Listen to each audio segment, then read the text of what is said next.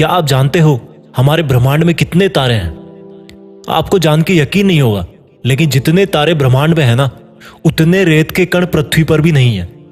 Big bang से निकले इस यूनिवर्स ने 1380 करोड़ साल की समय यात्रा पूरी कर ली है। इस वक्त हमारी पृथ्वी पर मनुष्यों की औसत आयु 79 ईयर्स है, जो कि इस ब्रह्मांड के आकार और समय यात्रा के सामने बहुत बहुत बहुत छोटी है।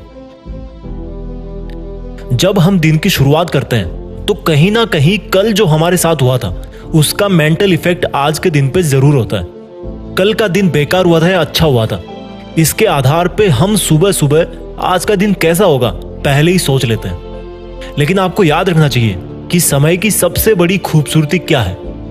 जो एक बार चला गया तो वो सिर्फ यादों के रूप में हमारे दिमाग में रहता है। अब आप में से कई लोग बोलेंगे कि हम अपने बीते हुए टाइम की वजह से आज के वक्त में ठीक से काम नहीं कर पा रहे। मेरे नजरिए में बिल्कुल गलत है। हम बीते हुए वक्त की वजह से नहीं, बल्कि बीते हुए वक्त में हमने जो काम किए थे उसका परिणाम भोग रहे हैं। और अगर आज का ये वक्त आपने किसी बुरे काम में लगा दिया या इसका ठीक से इस्तेमाल नहीं किया तो आने वाले टाइम में यही आपके कर्म आपके सामने दीवार बन के खड़े हो जाएंगे। आइंस्टाइन ने अपनी थ्योरी ऑफ रिलेटिविटी में कहा था कि समय भी एक चाल से नहीं चलता है। ब्रह्मांड में कुछ ऐसी जगह है जहां पर जाके समय का भी कोई मीनिंग नहीं रहता, उसका भी अस्तित्व खत्म हो जाता है या उसकी चाल भी बदल जाती है। जैसे कि ब्लैक होल, जहां पर जाके हर चीज का अंत हो जाता है। सेम थ्योरी ऑफ रिलेटिविटी हमारी डेली लाइफ में भी अप्लाई होती है। आपने नोटिस किया होगा, जब हम दुखी होते हैं तो समय मानो रुक सा जाता है, और जब हम खुश होते हैं तो समय मानो दौड़ने लगता है, भागने लगता है, वक्त का पता ही नहीं चलता। और इस तरह से आप अपने इमोशंस की वजह से अगर समय की चाल से छेड़छाड़ करोगे तो सेम ब्लैक होल वाला हाल आपका होगा। क्योंकि अपने दुखों को दिल से लगाओगे तो वहां से कभी आगे नहीं बढ़ पाओगे।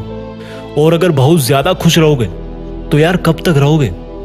एक दिन उसका भी अंत होगा और फिर से दुख शुरू हो जाएगा। इस चक्कर से बाहर निकलना है।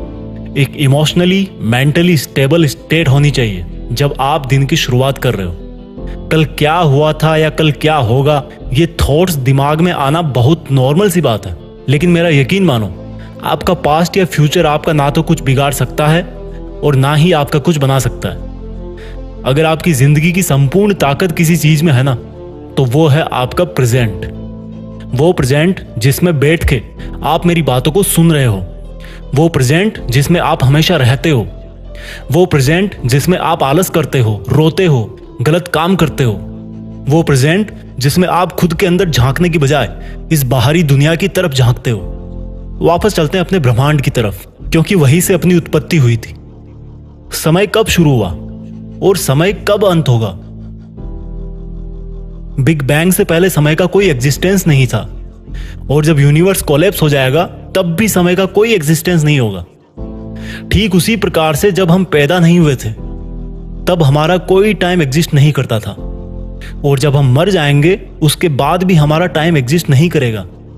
ऐसा हर इंसान के साथ होता है। लगभग हर 100 साल में इस दुनिया की पूरी पॉपुलेशन नई पॉपुलेशन के साथ में रिप्लेस हो जाती है। सबका टर्न आता है और चला जाता है, और जिसको कुछ करना होता है ना, वो हमेशा प्रेजेंट में रह के ही करके चला जाता है, आज और इसी वक्त में ही करके जाता है।